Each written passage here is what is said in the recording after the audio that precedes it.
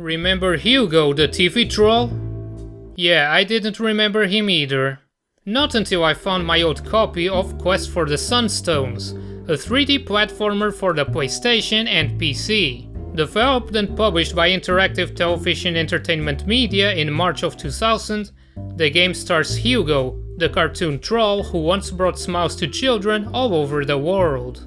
The franchise was born in 1990 in Denmark, created by a company named Interactive Television Entertainment, or ITE for short. It spawned a variety of products, but at the center of it all was the TV game show. Children would call the show's phone number and play the game they were seeing in their television through their own phone. In the late 90s and early 2000s, Hugo was a big deal with children here in Portugal. It aired on RTP, Portugal's public service broadcasting network, and was an instant hit. The idea that you could play games on a live TV show was kind of mind-blowing to me. I recall watching it in the afternoon after school. Well, assuming Urusei Yatsura wasn't airing instead. I'm sure that had absolutely no influence in the kind of person I grew up to be. Quest for the Sunstones features Hugo going on Quest for the Sunstones.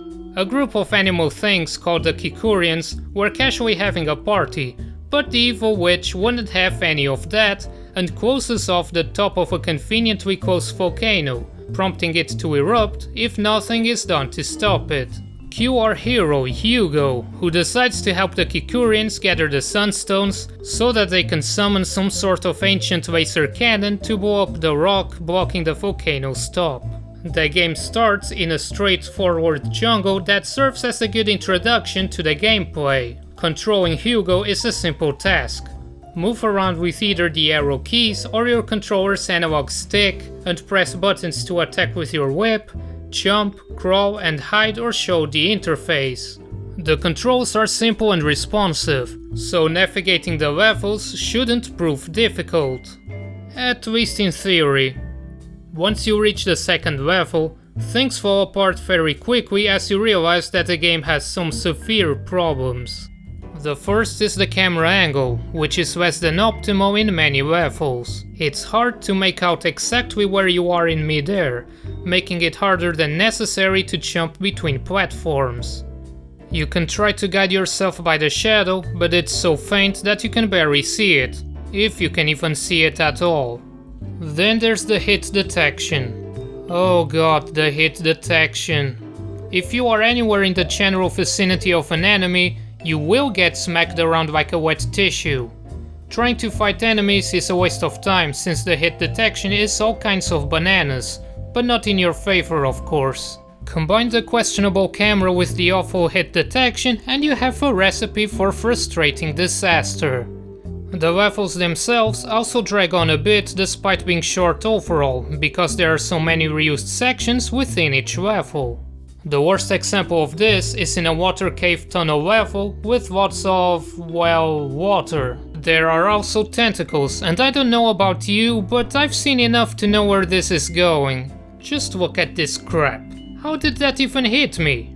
That said, the game never makes you too frustrated thanks to two factors. The first is that the game is very generous with extra lives. You can find gems scattered around the levels, and getting 100 of them awards you with an extra life. The counter doesn't reset when you die, so as long as you make some progress since the last checkpoint, you will get a steady flow of lives. If you run out of lives, you can try again from the start of your current level with the same amount of lives you had when you got the password for it. The second factor is that the game doesn't last long enough to really grind your gears. I played through it in a single sitting and the total duration of footage I recorded adds up to 1 hour and 35 minutes. Take out 20 or 30 minutes from the times I had to replay parts of it and you have a game that only barely lasts an entire hour. There isn't anything else to do either and nothing to unlock. And speaking of things that don't exist, listen to the game for a few moments.